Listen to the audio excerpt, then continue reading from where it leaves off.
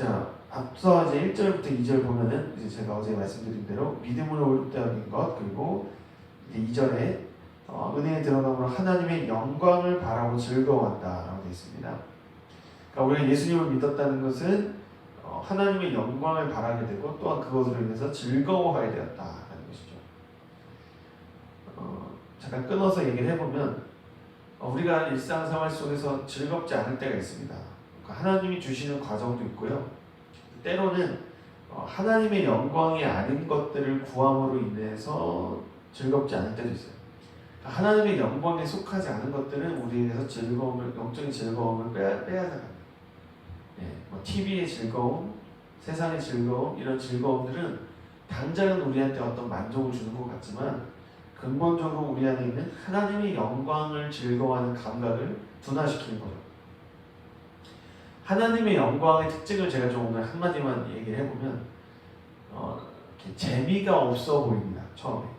그러니까 쉽게 얘기하면 마귀의 세계, 마귀의 쾌락, 마귀의 세계는 재밌어 보여요. 근데 영의 즐거움은 없는 거예요. 근데 하나님의 영광이라는 것은 처음에는 굉장히 재미가 없어 보여요.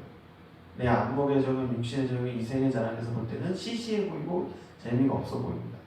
그런데 그 영광 안에 들어가게 되면은 이루 말할 수 없는 즐거움이 있어요. 존재적 즐거움이 있습니다. 그러니까 이 존재적 즐거움이 가치가 있기 때문에 세상의 유혹과 세상의 가치들이 하찮아 보이는 거죠. 예.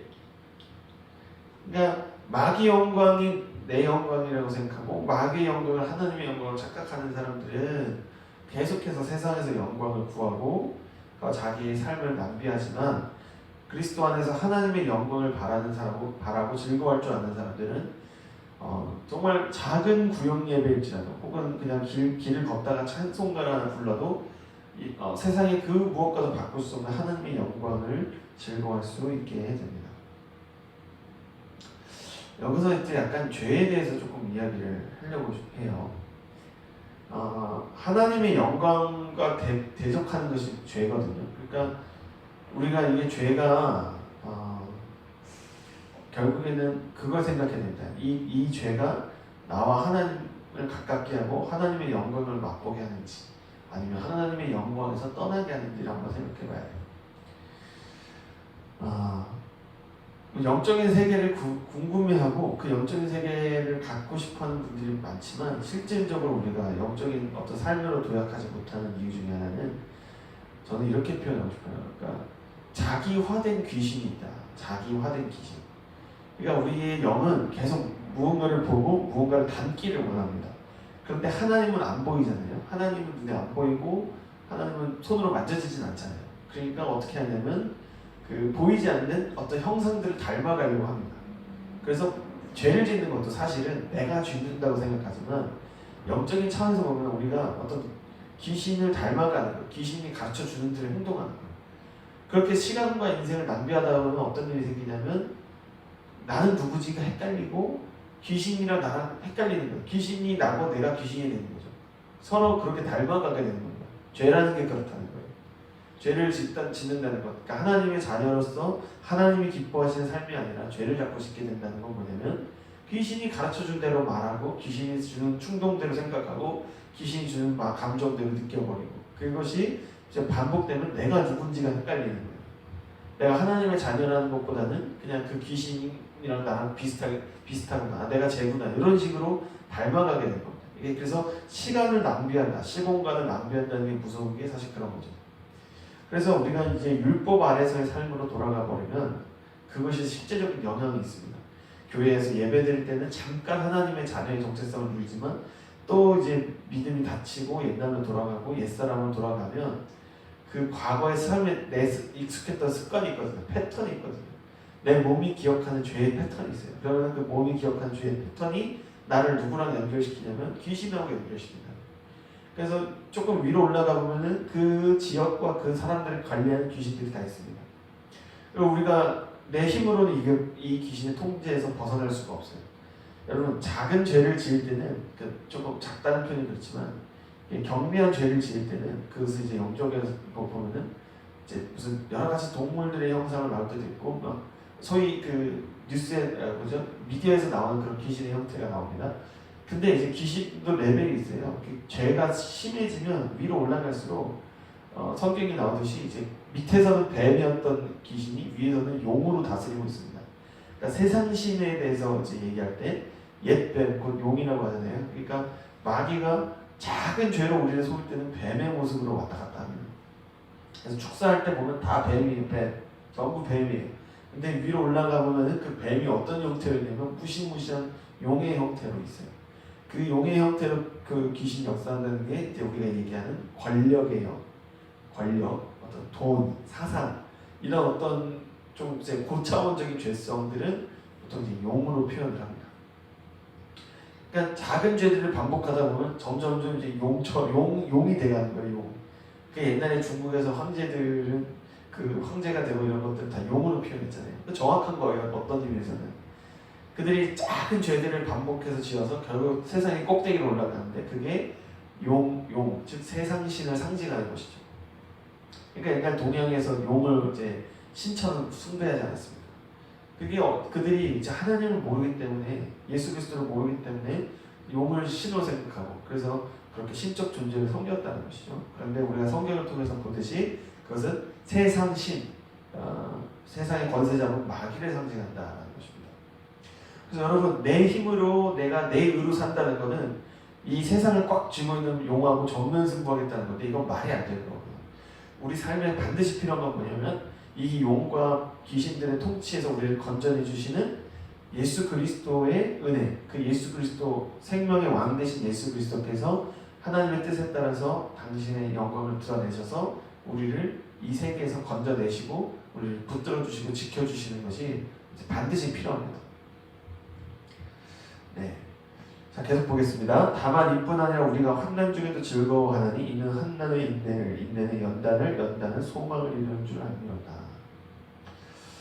소망이 우리를 부끄럽게 하지 아니함은 우리에게 주신 성령으로 말미암아 하나님의 사랑이 우리 마음에 부음바 됨이니. 네. 자, 보세요. 우리는 이 세상의 공중권세 잡은 자의 통치 안에 여전히 있습니다. 그런데 그렇기 때문에 우리가 이 여러 가지 환난 속에서 인내를 해야 되고 그 인내 속에서 무엇을 소망하게 되냐면 예수 그리스도를 통한 하나님의 통치를 우리는 소망하게 돼요. 여러분 이 과정은 반드시 있습니다. 모든 성도, 그러니까 예수님을 믿고 거듭난 모든 성도는 반드시 이 과정을 경험하게 됩니다. 그러니까 도저히 내가 이 세상의 공중권세 잡은 자의 통치에서 스스로 벗어날 수 없다는 것에 대해서 처절한 고통을 느끼면서 그러나 인내를 하면서 인내 속에서 결국에는 하나님의 나라가 임하기를 간절히 소망하게 되는 거죠. 그런데 이 소망이 우리를 부끄럽게 하지 않는 것은, 그러니까 결국 이 소망이 우리를 배신하지 않는 것은 우리에게 주신 성령으로 말미암아 하나님의 사랑이 우리 마음에 부어진다는 것입니다. 성령께서 우리에게 역사하실 때는 가장 핵심적인 건 뭐냐면 우리 마음속에 이해할 수 없는 사랑이 부어집니다. 이 세상과의 영적 전쟁에서 전투에서 우리가 처절하게 싸우고 있을 때 하나님이 우리를 버리시는 게 아니라 하나님 우리에게 주시는 보상, 위로, 선물이 뭐냐면 하나님의 말할 수 없는 사랑을 우리 마음에 부어주신다. 네. 자, 계속 보겠습니다. 우리가 아직 연약할 때의 기약대로 그리스도께서 경건하지 않은 자를 위하여 죽으셨도다. 의인을 위하여 죽는 자가 쉽지 않고 선인을 위하여 용감히 죽는 자가 혹 있거니와 우리가 아직 죄인 되었을 때에 그리스도께서 우리를 위하여 죽으심으로 하나님께서 우리에 대한 자기의 사랑을 확증하셨느니라. 아멘. 자, 보세요. 모든 사람이 죄 가운데 있습니다. 모든 사람들이 공중권세 잡은 자에게 속박당하고 있습니다. 그렇기 때문에 우리를 이 죄의 세상에서 건져줄 사람은 아무도 없는 거예요. 아무도 없어요. 보세요. 자기 자신도 건사를 못하는 인간이 어떻게 남을 위하여 그것을 도와줄 수 있겠습니까? 의인을 위하여 죽는 것도 쉽지가 않은데 가끔, 아주 가끔 선한 사람을 위해서 용감히 죽는 사람도 있지만 예수님께서는 우리가 철저하게 죄인 되었을 때 우리를 위하여 죽으심으로 하나님께서 우리에 대한 사랑을 확증하셨다는 겁니다. 그러니까 우리를 이 죄와 사망의 세계에서 건져주실 분은 예수 그리스도밖에 없다는 거예요. 부활하신 예수님만이 우리를 이 철저하게 마귀가 지배하고 있는 세상에서 우리를 끄집어내셔서 우리를 사랑하시고 우리를 책임져 주실 수 있다는 것입니다. 예수님밖에 없습니다. 여러분, 예수님밖에 없습니다. 한번 써보실까요? 채팅창에 예수님밖에 없습니다. 누가 저를 위해서 죽어주겠습니까? 누가 저를 그렇게 사랑해 주겠습니까? 아무도 없습니다. 아무도 없습니다. 아무도 우리를 위해서 대신 책임져 주고 대신 사랑해 주지 않습니다. 그런데 예수님만이 그 아무도 책임져 주지 않는 사람을 하나님의 사랑으로서 우리를 건져 주신다는 거죠. 그러면 이제 우리가 그의 피로 말미암아 의롭다 하심을 받았으니 더욱 그로 말미암아 진노하심에서 구원을 받을 것이니 곧 우리가 원수 되었을 때에 그의 아들의 죽으심으로 말미암아 하나님과 화목하게 되었은즉 화목하게 된 자로서는 더욱 그의 살아나심으로 말미암아 구원을 받을 것입니다. 자, 이건 어제 제가 이야기했던 그 죽었다 살아나는 이야기 그것과 관련인데요. 우리가 하나님과 원수가 되어 있습니다. 그러니까 우리가 한번 생각해 보세요. 죄와 세상의 공중분세 잡은 자에게 포로가 되어 있는 이 상태는 도대체 왜 벌어졌을까? 간단하죠. 하나님과 원수가 될 겁니다. 뭐 이유가 필요 없어요. 내가 마귀에게 지배를 받고 있다는 이 사실 자체는 내가 얼마나 인정을 하건 안 하건 간에 우리가 하나님과 원수가 되는 겁니다. 그리고 이 마귀의 통제를 받는 이 세상 결국 마지막 때 심판을 받게 될 텐데 하나님이 그렇게 우리가 원수되어 있을 때에 예수 그리스도의 죽으심으로 말미암아 하나님과 우리 사이를 화목하게 하셨다. 아멘. 그러니까 우리가 예수님을 믿었다, 하나님의 자녀가 되었다는 건 뭐냐면 나와 하나님 사이가 회복된 거예요. 회복된 거예요. 여러분 이 말씀을 되게 간단하게 생각하시면 안 됩니다. 하나님과 화해했다라는 겁니다. 여러분 교회 다니는 분들 중에 하나님하고 화해 안 한 분들 되게 많은 거 아세요? 하나님한테 열받은 사람 되게 많습니다. 그러니까 우리가 자주 얘기하는 그 자기 의의 세계에서 우리가 사는 이유 중에 하나가 뭐냐면 굉장히 하나님한테 화가 난 성도님들 많아요. 뭐 하나님 사랑합니다 얘기하는데 또 뒤돌아서면은 막 화가 나는 겁니다.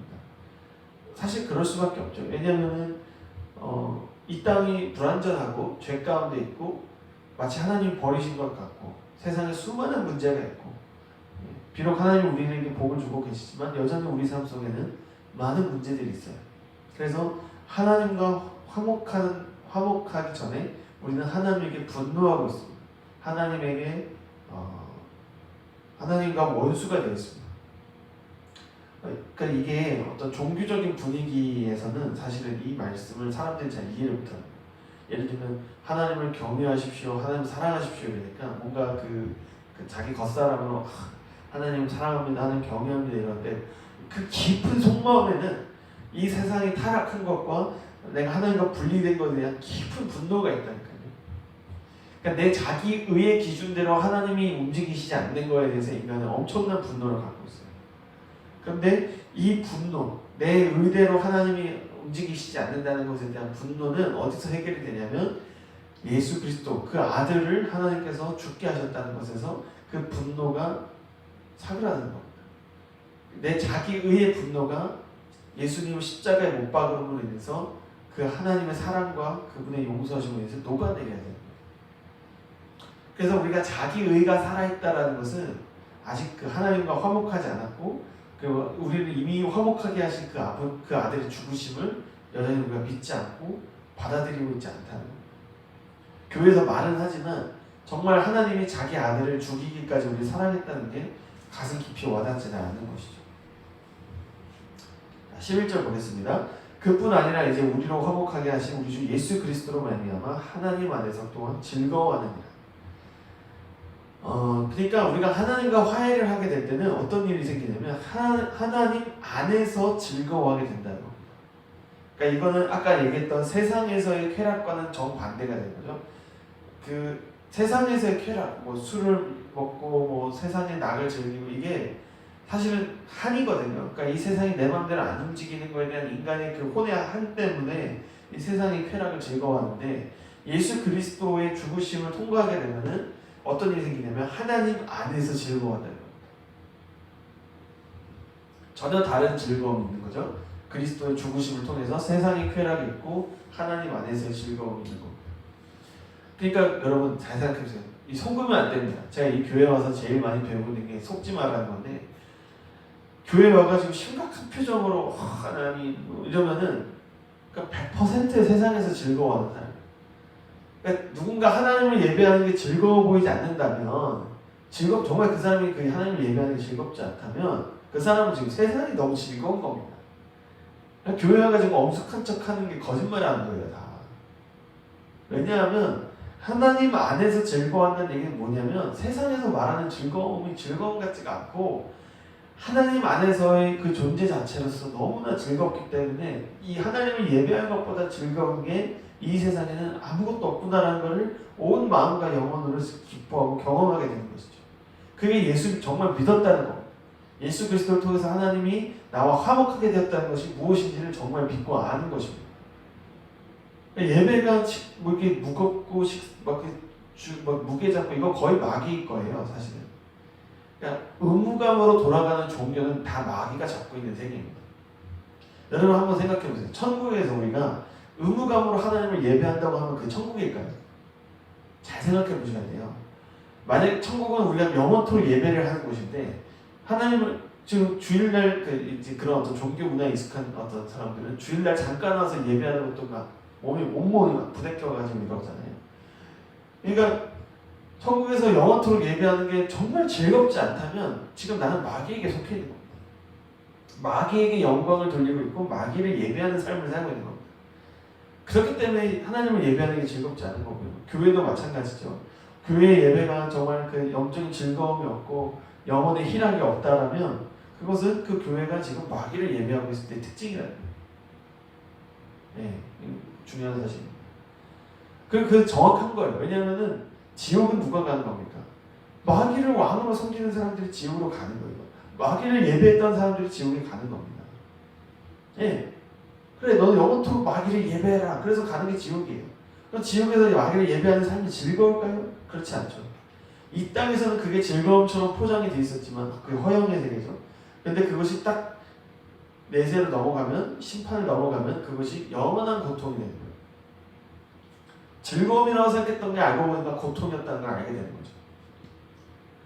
그런데 반대로 우리가 그리스도의 죽으심을 통과함으로써 하나님의 영광 안에서 예배하는 것을 경험하게 되면 그 다윗이 경험했던 예배를 우리가 경험하게 되면 세상에 이것보다 귀한 게 없구나. 이 땅의 모든 걸 다 갖다 바쳐도 하나님의 영광을 예배하는 것만큼 즐거운 게 없구나라는 것을 내 중심에서 알게 된다는 거. 아멘. 네. 이제 계속 가보겠습니다. 12절부터 이제 드디어 아담과 그리스도에 대한 이야기가 나와요. 그러므로 한 사람으로 말미암아 죄가 세상에 들어오고 죄로 말미암아 사망에 들어왔나니 이와 같이 모든 사람이 죄를 지었으므로 사망이 모든 사람에게 이르렀느니라. 자, 여기까지 한번 가볼게요. 여러분 이 말씀을 좀 현실적으로 적용을 해보겠습니다.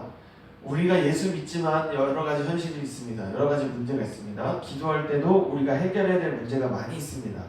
그런데 이 말씀 우리에게 주는 힌트가 뭐냐면 모든 사람이 죄를 지었으므로 사망이 모든 사람에게 이르렀느니라. 그러니까 지금 사망이 모든 사람에게 왕노릇을 하고 있는 거예요.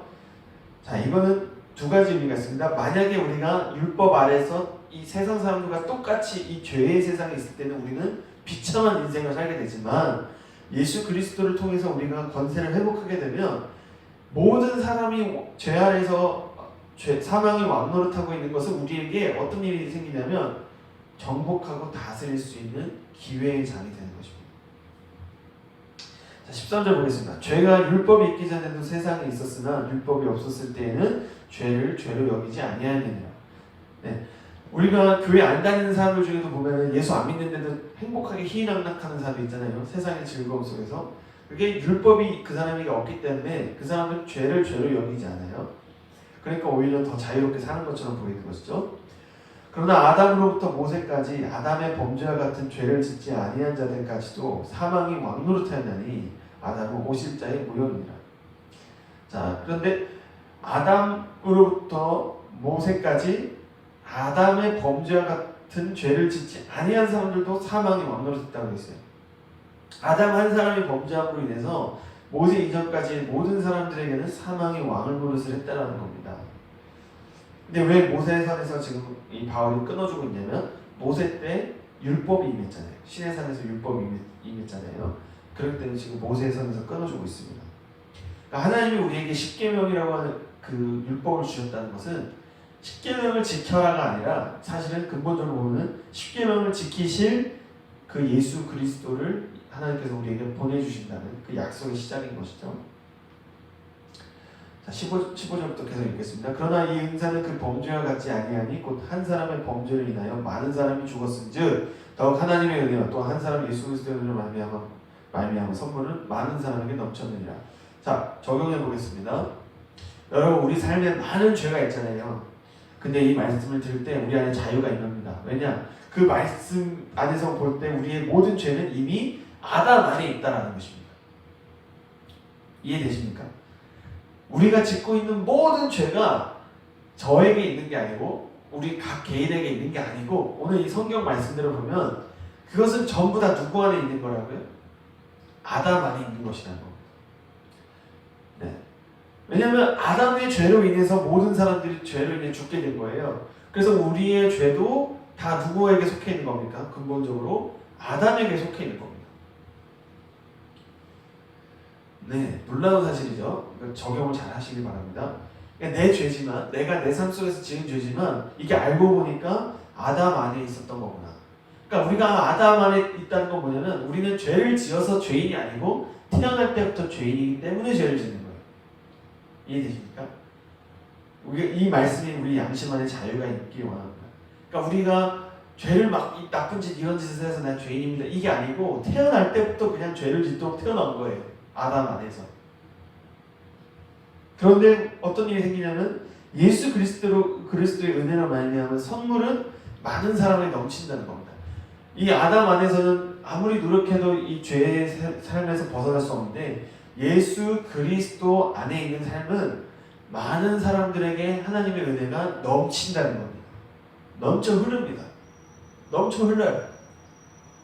그러니까 아담 안에서의 삶은 좀 계속 사망을 하면서 줄어드는 삶인데 예수 그리스도 안에서의 삶은 30배, 60배, 100배 계속 증가되는 삶입니다.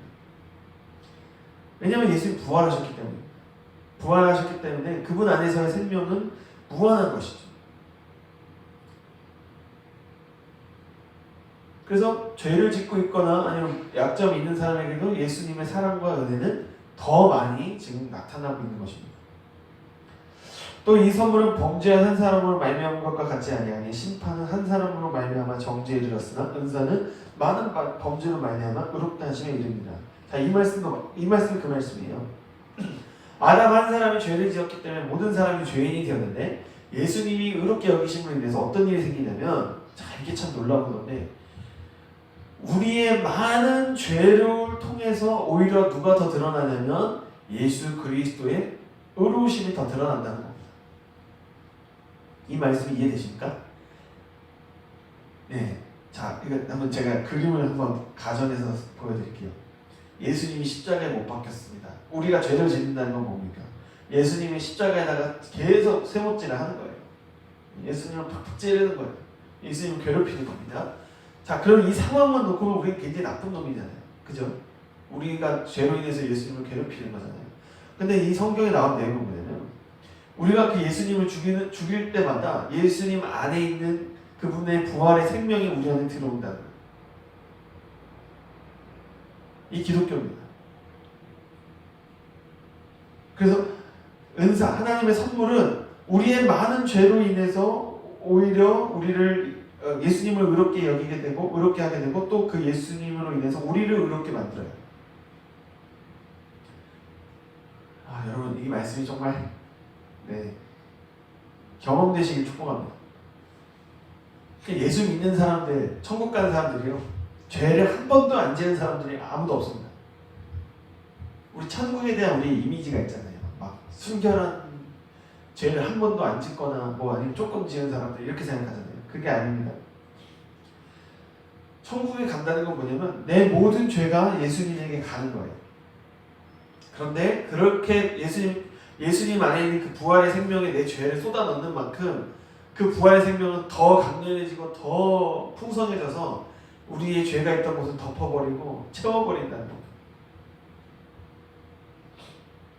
17절 보겠습니다. 한 사람의 범죄로 말미암아 사망이 그 한 사람을 통하여 왕 노릇하였은즉 더욱 은혜와 의의 선물을 넘치게 받는 자들은 한 분 예수 그리스도를 통하여 생명 안에서 왕 노릇하리로다. 아멘. 그러니까 아담의 죄로 인해서 모든 사람에게 사망이 역사한 건데, 거꾸로 예수 그리스도 안에 있는 자들은 예수 그리스도를 통하여 생명 안에서 왕 노릇하게 된다는 거예요. 은혜와 의의 선물을 넘치게 받는다고 했어요. 이게 놀라운 차이입니다. 그러니까 우리가 교회 생활에서 제일 어려운 숙제가 이거예요. 사역자들이 제일 어려워하는 숙제가 이겁니다. 보세요. 사역자들이 저와 같은 사역자들이 이렇게 양심적으로 만약 이 일을 할 때 이런 생각을 하잖아요. 성도님들에게 은혜를 줘야 된다. 성도님들에게 모범이 돼야 된다. 막 이런 생각을 할 수 있잖아요. 근데 그렇기 때문에 많은 목사님들이나 사역자들이 지칩니다.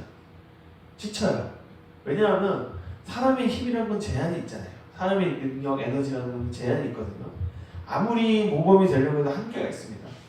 제가 이제 분교회에서 500명의 성도들이라고 하겠는데, 이제 장병들이 있고 막 그 군 식구가 50명, 100명 가까이 되는데, 그 사람들이 일일이 상대하다 보면 어떤 일이 생기냐면 이렇게 에너지가 붙이는 거죠. 그러니까 예를 들면 이런 겁니다. 좀 굳이 예를 들면 한 100명한테는 모범적인 모습으로 대할 수 있는 거예요. 근데 이제 에너지가 바닥이 나서 그 에너지가 바닥난 상태에서 5명을 만나면은 저도 모르게 죄성이 튀어나갈 수도 있는 거거든요.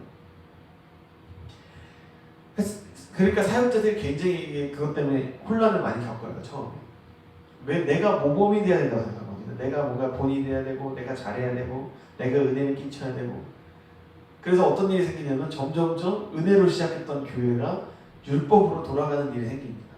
분명히 처음 시작할 때는 은혜인 것 같은데 이게 시간이 지날수록 뭔가 율법화가 되는 겁니다. 왜 그런 일이 생기는가? 예수 그리스도의 왕되심을 놓치기 때문이에요. 예수 그리스도의 생명되심을 놓치기 때문입니다. 예수 그리스도는 생명이십니다. 부활이십니다. 그래서 예수 그리스도 안에 있는 것은 뭐랄까요? 이렇게 줄어드는 생명이 아니에요. 그러니까 인간이 만들어내는 생명은 결국 시간과 함께 제로의 영역으로 다시 들어가지만, 예수 그리스도 안에 있는 생명은 계속 뻗어나가는 생명입니다. 계속 뻗어나가요. 그러니까 우리의 이 지성이나 어떤 감정 이거는 이렇게 조금 튀어 올랐다가도 다시 결국 떨어지잖아요. 근데 예수 그리스도 안에 있는 생명은 그러니까 뭐랄까요? 방금 전에 2였으면 지금 정신 차려보니까 200이 돼 있고, 정신 차려보니까 2000이 돼 있고, 정신 차려보니까 2만이 되는 거예요. 그러니까 이게 예수님 안에 있는 생명의 속성이 그렇다는 겁니다. 그 부활의 생명이라는 건 그런 거예요. 그러니까 보면 볼수록 압도당하는 게 예수님 안에 있는 부활의 생명입니다. 그러니까 아담 안에 있는 그것은 생명과 아담 안에 있는 것은 결국 사망으로 내려가는데, 오히려 예수님 거꾸로 사망에서 부활을 올라가기 때문에 계속 빛이고 계속 영광이고 계속 새로운 생명을 우리에게 공급해 주시는 분이라는 거죠. 그러니까 아까 그 사역자 얘기에 적용해보면 사역자가 굳이 예수님의 역할을 대신할 필요가 없는 겁니다. 부활이신 예수님 그분 자체가 우리에게 영적인 생명을 공급하시고 영적인 능력을 주시기 때문에 우리가 할 일은 무엇이냐면 예수님만을 보는 겁니다. 예수님께 집중하고 예수님 안에서 그 부활의 생명 안에 있는 그 영광과 그 능력을 공급받는 것입니다. 네. 시간이 많이 갔기 때문에 이제 20절로 바로 넘어가겠습니다. 율법이 들어온 것은 범죄를 더하게 하려 함이라 그러나 죄가 더한 곳에 은혜가 더욱 넘쳤나니. 자, 우리가 여전히 율법 안에 있는 그 선악 것 안에서 우리는 그 죄를 인지합니다. 그래서 율법을 갖고 있다는 건 뭐냐면 이게 죄구나 이걸 깨닫는 거예요. 그 율법을 통해서. 그런데 우리가 예수님을 믿었다는 건 뭡니까? 죄가 더한 곳에 은혜가 더욱 넘쳤나니. 그러니까 내가 율법을 통해서 죄라고 느꼈던 그 영역 가운데 예수 그리스도의 안에 있는 은혜가 임하게 됐다는 겁니다. 순서가 있는 거죠. 그러니까 율법이 아예 없는 상태는 이 일이 일어나지 않지만 율법을 통해 우리가 선지를 보게 되면 죄가 분명히 드러나는데 예수님의 왕되심으로 인해서 그분의 은혜가 그 죄의 영역 가운데 실제로 임하게 된다는 것입니다. 이는 죄가 사망 안에서 왕노릇한 것 같이 은혜도 또한 의로 말미암아 왕노릇하여 우리 주 예수 그리스도로 말미암아 영생에 이르게 하려 합니다. 네. 자, 자, 우리가 이제 생명 안에서 왕 노릇하는 거에 대해 이야기가 나옵니다. 은혜는 우리에게 영생을 주고 그 영생을 통해서 이제 하나님 안에서 예수 그리스도 안에서 우리가 생명 안에서 왕 노릇하게 해준다는 거예요. 자, 이걸 좀 정리를 해보겠습니다. 기도하기 전에는 우리는 세상에 속해 있어요. 기도하기 전에는 세상의 법적인 질서 안에 속해 있습니다. 그런데 예수 그리스도 안에서 우리가 기도한다는 것은, 그 영생 안에서 우리가 기도한다는 것은 이 죄와 사망의 세계 밑에서 기도하는 게 아니라 이 죄와 사망의 세계 위에서 우리가 정복하고 다스릴 수 있는 권세를 갖고 있다는 겁니다. 그래서 성도님들 기도하실 때 그 사실을 깨달으시고 기도하셨으면 좋겠습니다. 내가 예수 그리스도로 인해서 왕의 권세를 갖고 있다는 것입니다. 내가 예수 그리스도의 생명 안에서 왕의 권세를 갖고 있다는 것입니다. 이것은 사실 믿어지지 않는 현실입니다. 왜냐하면 율법 안에서 보면 우리는 여전히 죄인이고 여전히 너무 많은 문제가 있고 나의 현실, 내 감정, 내 감각, 내 육체 여러 가지 것들에 매여 있거든요. 그런데 예수 그리스도 안에서 우리가 나를 알게 되고 예수 그리스도 안에서 기도하게 될 때는 우리는 이 문제를 해결하기 위해서 싸우는 존재가 아니라 그리스도가 이 세상의 왕이신 것처럼 우리가 그 왕의 권세를 갖고 이 현실 세계에 하나님의 나라를 나타내는 존재가 됐다는 거예요. 그래서 기도하실 때 저는 성도님들이 그 경험을 하시길 원합니다. 저도 마찬가지고요. 우리가 왕의 권세를 갖고 하나님의 나라, 하나님의 통치를 선포하기를 원합니다. 우리의 삶 속에 여전히 죄가 사망 안에서 왕 노릇하고 있는 현실 안에 예수 그리스도의 은혜의 왕되심을 선포하기를 바랍니다. 너무 중요한 것입니다.